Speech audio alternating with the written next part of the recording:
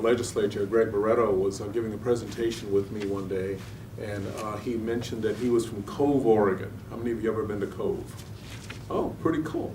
And he mentioned that Cove has about 600 people in Cove, and I mentioned to him that right down the street from me, an apartment complex opened up with 680 units.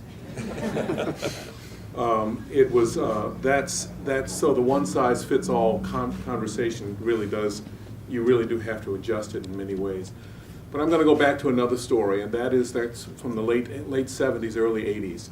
I got a chance to be a television reporter for 17 years. I was the science reporter for Channel 8. And I got a chance to know and meet Tom McCall many times. One of the things that stayed with me as he talked about things was he was concerned that there was no longer a family connection between the folks in Portland and the folks in the rest of the state. That we did not have a situation where people were having Thanksgiving dinner with Uncle George.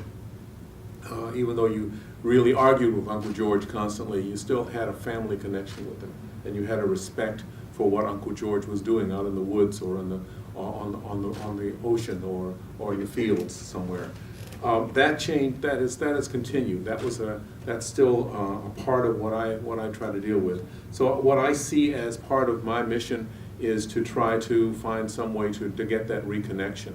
And part of that reconnection problem right now is one of trust. We have a lot of people have made a lot of promises to each other, and the concern is that we are not holding up to those promises. And they involve everything from how we're going to support transportation, getting goods and services to and from Oregon, because my district is the hub for that. The airport, the two freeways, 205 and I-5, all the railroads, the river, the Columbia and the Willamette, all go through my district.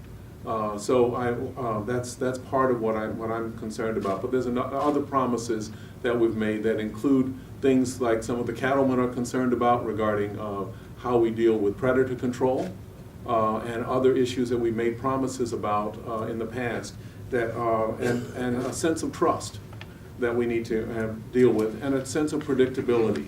Those are the concerns that I'm working on. I'm the co-chair of the Ways and Means Subcommittee on Natural Resources. That has 14 different natural resources agencies under it.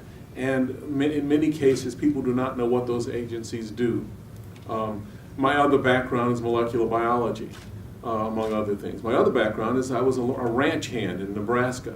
So I have a real range of things to deal with, and I think we need to recognize that we can no longer rely on either family connections or media to give you a sense of what's really going on out there.